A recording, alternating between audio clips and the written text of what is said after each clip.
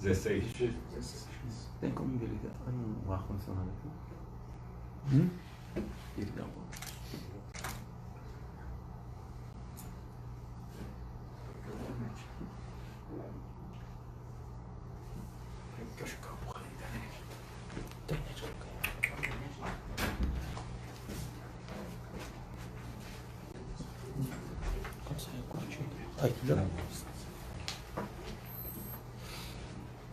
Em Dallas, Texas, Estados Unidos, 19 horas em Brasília, aqui 17 horas.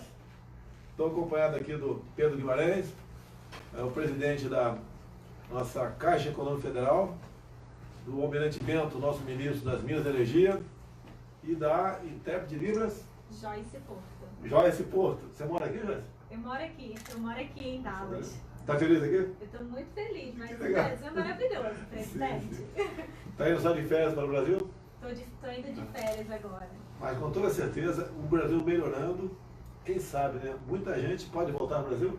Sim, pode voltar com certeza. Já vi que ela é a pessoa, com todo respeito aos demais, né? Mais importante para ser entrevistada, porque ela está dando uma demonstração como um país, um estado como o Texas, que os impostos estaduais aqui são zero, isso mesmo? Isso mesmo. Os impostos estaduais são zero. Diesel sem ICMS, que maravilha. Olha só, São Paulo, o preço do ICMS do querosene de aviação é o mais baixo do Brasil.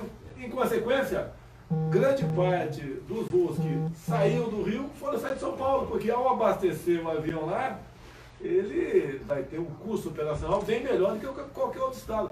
Eu sei que o estado é uma situação bastante complicada, tá? Mas vamos chutar aqui. O Acre, por exemplo, estamos aqui com o Cameli, né, estamos acompanhando essa viagem do governador do Acre. Caso ele conseguisse reduzir os impostos estaduais, com toda certeza estaria competindo muita coisa com Rondônia e com os estados ali da região. Quem sabe um dia a gente consiga um governador que a gente sabe que é difícil reduzir impostos porque estão no limite, né? Mas quem sabe um dia. E o exemplo do Texas. Olha só, se eu não me engano, o Texas, o Brasil é a oitava economia do mundo. Só o estado do Texas, talvez por causa disso, é a 10ª economia do mundo. Próximo da economia do Brasil. Um estado, são 50 estados norte-americanos? São. 50 estados norte-americanos, um só, tem uma economia próxima do Brasil. É a 10ª economia do mundo. Então aqui é um local que dá certo.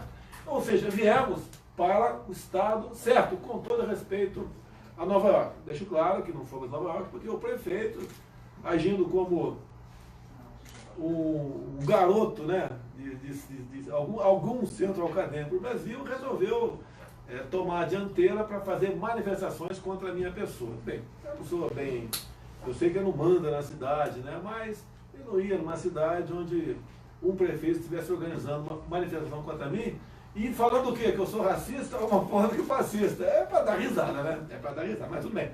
Fomos muito bem recebidos aqui em Dallas, no Texas. Ontem tivemos um encontro com Bush, ex-presidente norte-americano, um encontro maravilhoso, nos recebeu muito bem. Ficamos 40 minutos conversando com ele, falamos sobre muita coisa.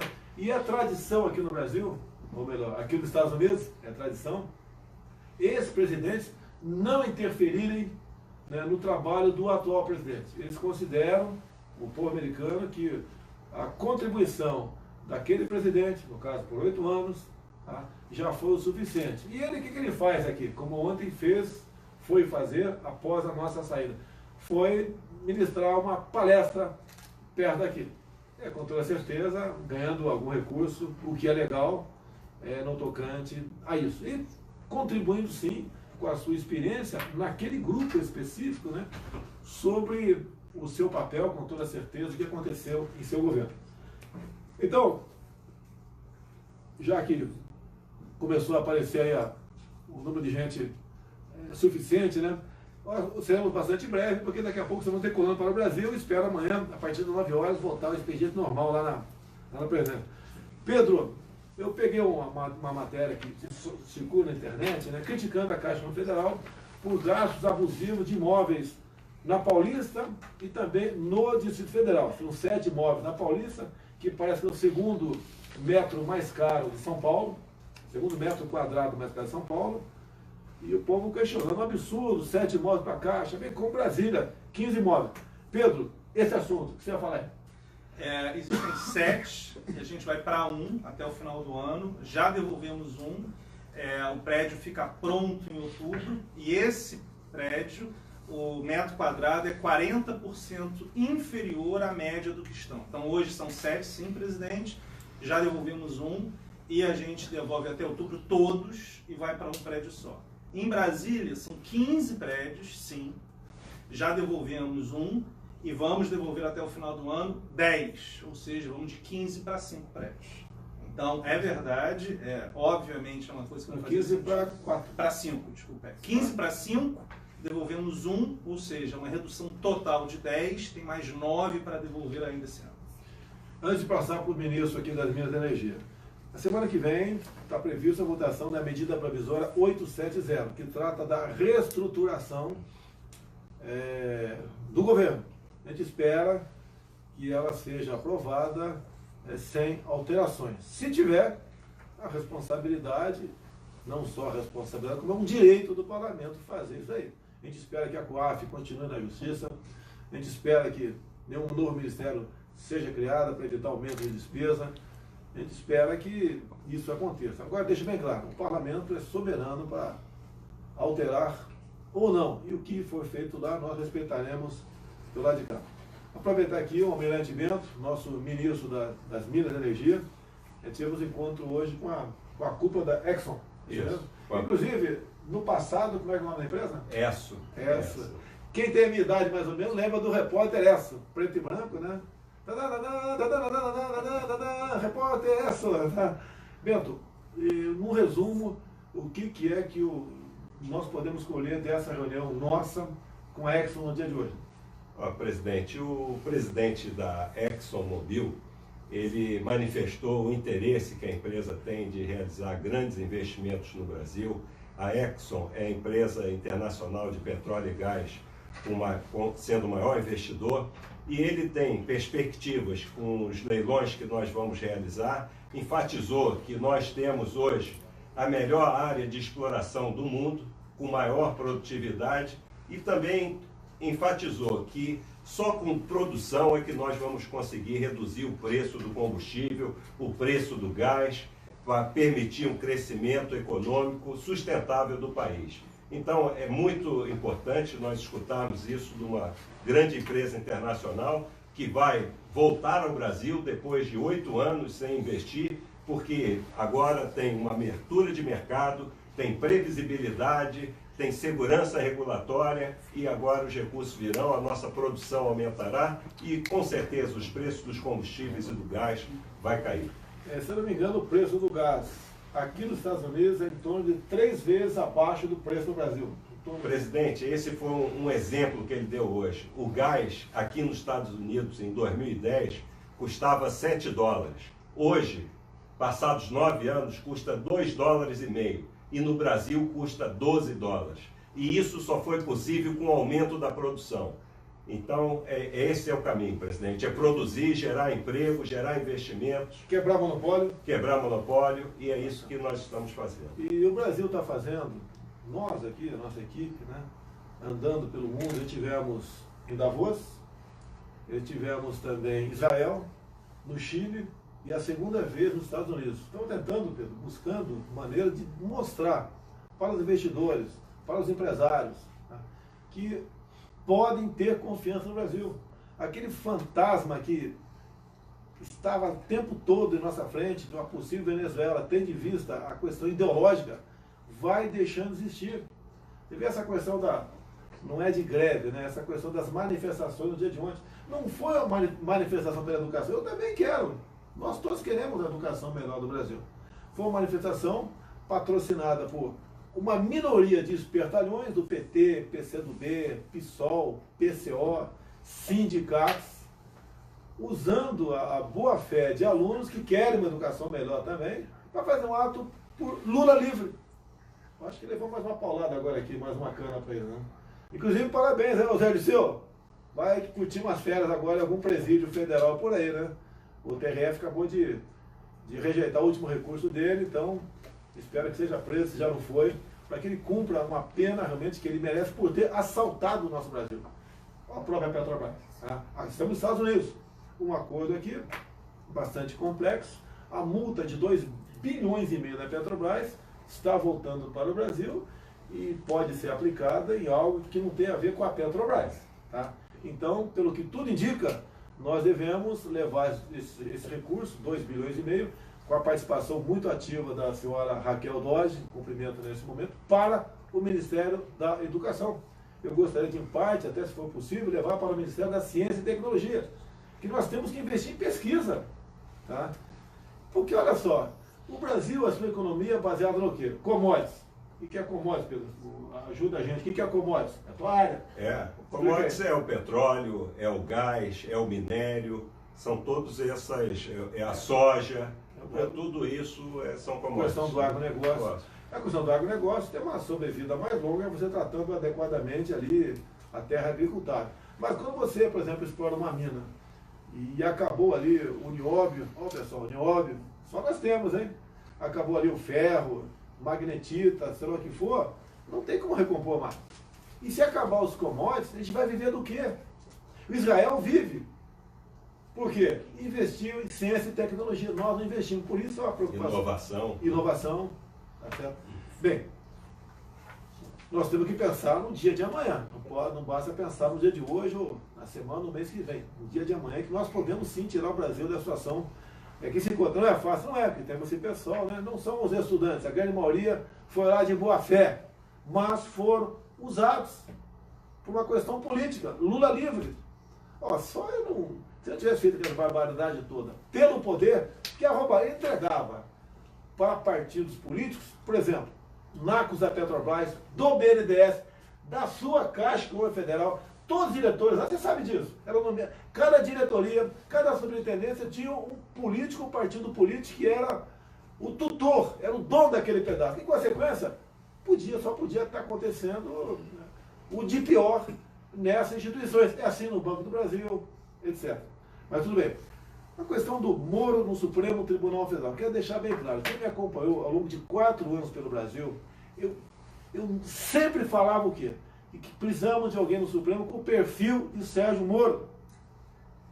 Isso que ela foi falado. E agora, por exemplo? Perguntaram para mim, se tivesse que indicar hoje alguém para o Supremo, eu indicaria o Moro. Não teve nenhum acordo, nada. Nunca ninguém me viu com o Moro, a não ser muito pelo contrário. Me viu numa imagem no aeroporto, 1 ano e pouco das eleições, onde ele me cumprimenta muito rapidamente e vai embora. A imprensa desceu ali em mim, falou que o Moro me ignorou. Bem, 15 dias depois daquele evento, eu estava na terra de Monsanto, na Paraíba, Piauí, e recebi um telefonema, que chegou para mim do Moro. Pela primeira vez na vida eu conversei com o Sérgio Moro. Ele se desculpou por aquele momento, porque ele diz que a imprensa, e era verdade, né, algo parecido dele com outro político, deram uma conotação enorme, quando estivesse ajudando aquele político, não queria que transparecesse algo parecido naquele momento. Tranquilo, conversando com uns 10 minutos, tudo resolvido, e só vim conversar com o Sérgio Moro depois de eleito presidente da República. E mais um motivo eu tenho, e todo mundo tem, com toda certeza, para elogiar Sérgio Moro. Ele abriu mão, dentro de 22 anos de magistratura.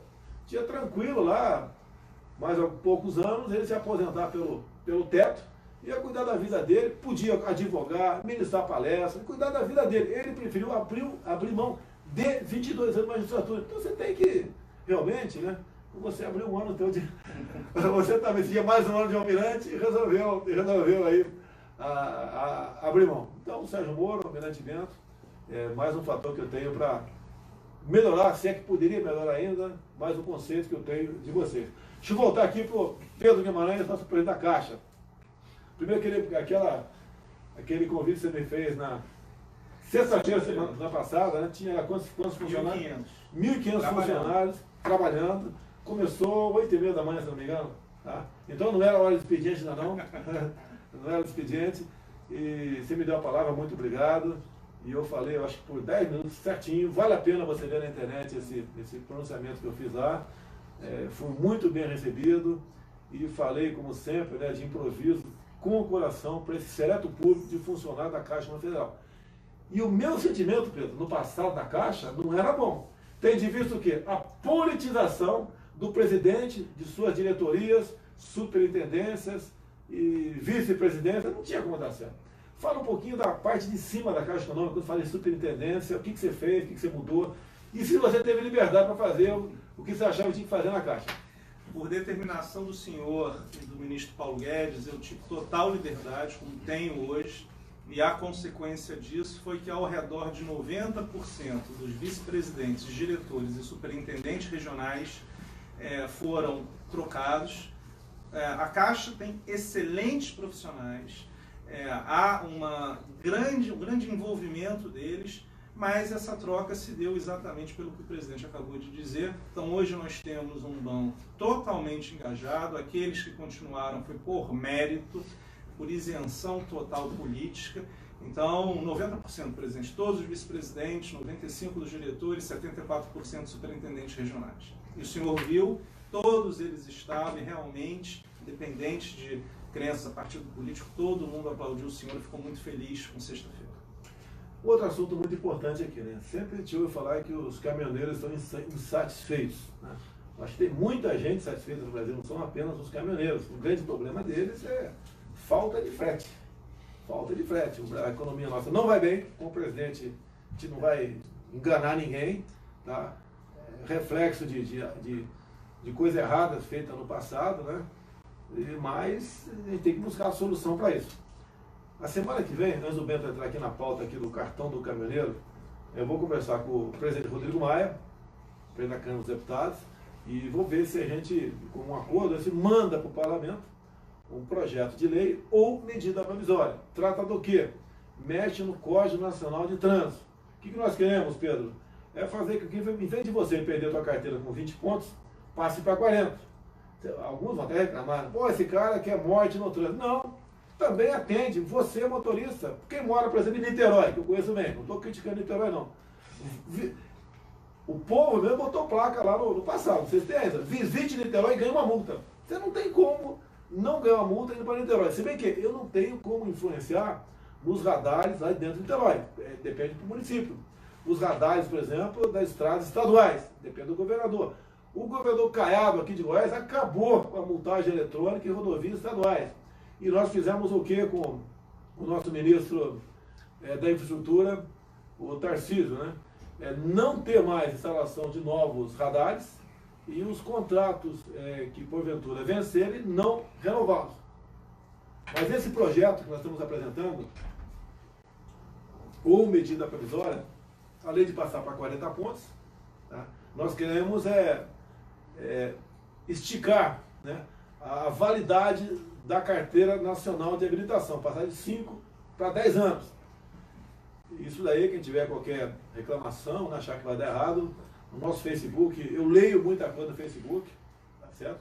E vocês aí podem opinar. Mas o que nós conseguimos tirar da população é que a grande maioria concorda com os 40 pontos, e bem como a validade da carteira de motorista passar de 5 para 10 anos. Outra coisa que pode ser que mude até lá também é o seguinte: eu acho uma coisa mesmo, você não pode ser punido 2 vezes pela mesma infração. Ou você tem a punição pecuniária, o dinheiro, ou você tem o ponto na carteira. Estamos estudando para ver se devemos acabar de vez com a indústria da multa que existe no Brasil.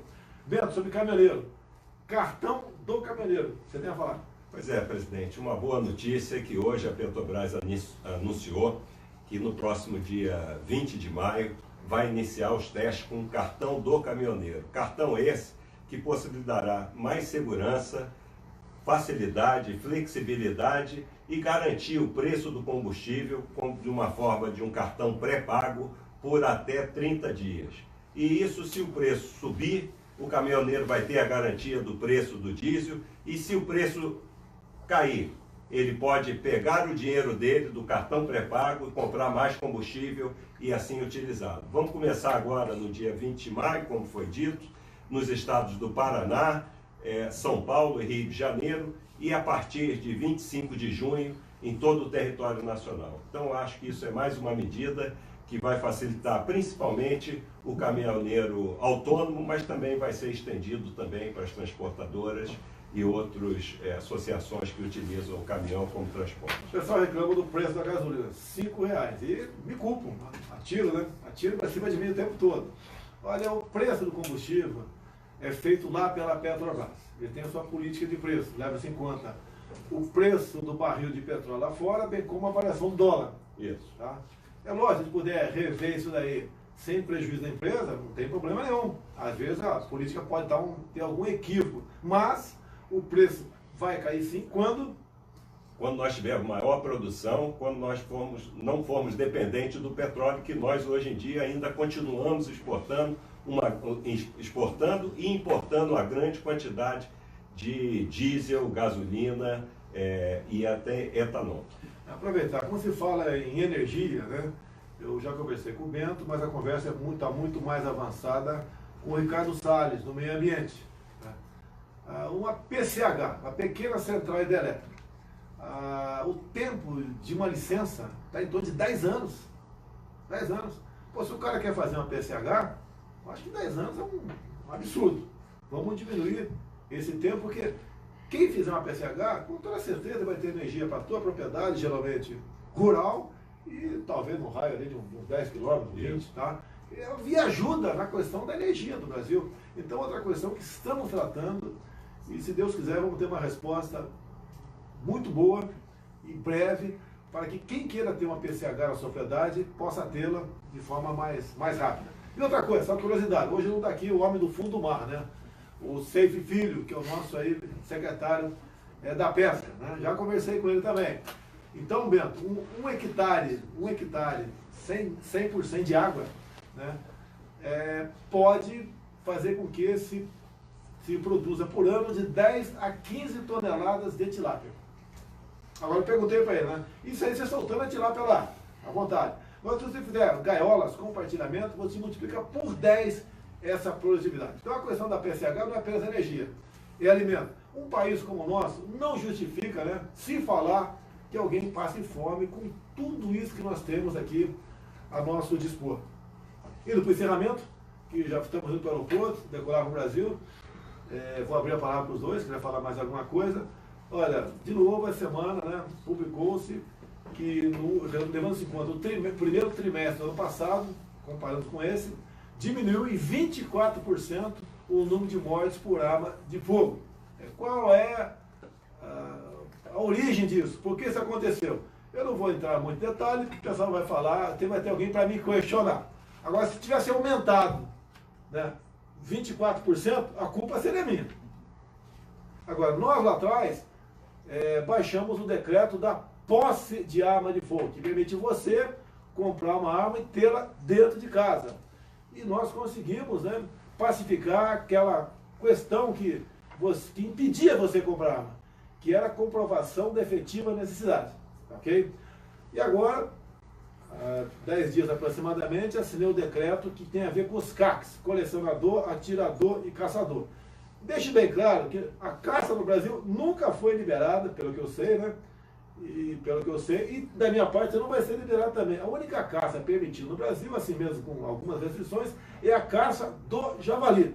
Eu lembro, Pedro, no ano passado, eu fiz um vídeo nesse sentido, o pessoal tirou a palavra javali fora e eu estava dizendo que eu queria liberar a caça no Brasil. Foi mais uma dor de cabeça para mim, mas que, graças a Deus, conseguimos contornar isso aí. Então, isso, o que ele faz? Não facilita nada, né? Isso faz justiça com os colecionadores, com os atiradores, tá? Que tem um volume muito bom de munição que pode comprar para exercitar esse seu esporte. Deixe bem claro que o estado que mais tem clube de caçadores é Santa Catarina. Qual o estado que tem o menor número de mortes por 100 mil habitantes? Santa Catarina. Qual que mais tem? Geralmente os estados mais restritivos, que praticamente impede a compra ou a posse, a compra para a posse, né? E para o porte de arma de fogo também. O que nós botamos nesse decreto? Que o homem do campo, você é fazendeiro, você pode ter a posse? Pode. Mas nesse decreto não ferimos a lei. Estamos permitindo que todo o perímetro da tua fazenda você possa andar com a sua arma na cintura. Você está dentro da sua propriedade. E o que eu entendo como democrata é que propriedade privada é sagrada. E ponto final. Agora, também, você que podia comprar apenas 50 cartuchos por ano, vai poder comprar 1000. Tá certo?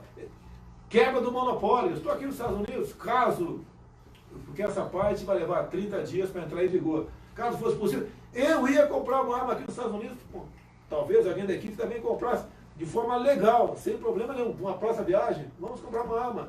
Inclusive, né, para facilitar os nossos homens e mulheres da lei, a ter uma arma decente junto contigo. Que aquele, é a mesma coisa, ô Bento, você tem uma caneta sem tinta, o que possa falhar na hora de uma assinatura. É a arma dos policiais, civis, militares, rodoviários federais, forças armadas, etc., bombeiros, tá certo? E se ele quiser ter uma arma de procedência de fora, que tenha, sem problema nenhum. E os 30 dias também é para acertarmos a questão de importação. O que nós queremos, estamos conversando com o Paulo Guedes, que o pessoal voltado para a segurança não tenha qualquer imposto de importação, que aquela arma vai ser usada em benefício da população. Bem, indo para o encerramento. Bento, uma coisa, Bento? Bom, presidente, eu acho que a gente volta para o Brasil com a sensação de que o país está bastante interessante para investimentos internacionais. Recebi a confirmação aqui que a delegação americana, fruto da última viagem que o senhor fez aqui ao país, estará agora no dia 23 no Rio de Janeiro, em reunião com o nosso setor de energia e de exploração de petróleo e gás. Então, eu acho que foi mais uma viagem bem sucedida e eu volto bastante satisfeito com o que eu escutei aqui e com o que eu pude conversar. Dependemos em muito da reforma da Previdência.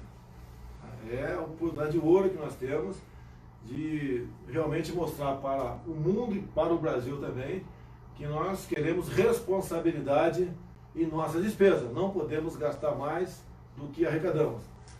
Pedro Guimarães, presidente da Caixa Econômica, alguma coisa mais?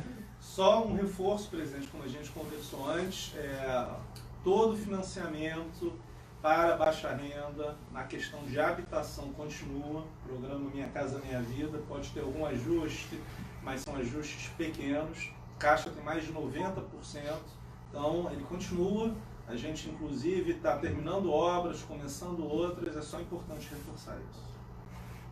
Posso te interrogar um pouquinho? Interrogação, hein? Pode. Você trabalha aqui nos Estados Unidos? Eu trabalho dentro do campus da minha universidade. Tá certo. Aqui tem salário mínimo também? Ou você trabalha por hora, por dia? Como é que é? Eu trabalho por hora. Por hora? Eu trabalho por hora.